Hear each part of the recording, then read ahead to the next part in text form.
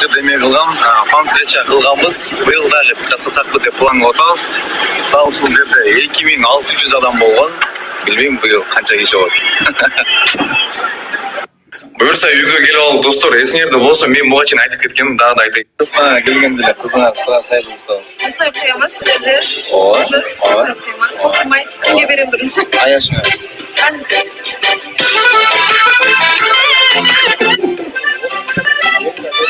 Еще кандай кылат десе сразу.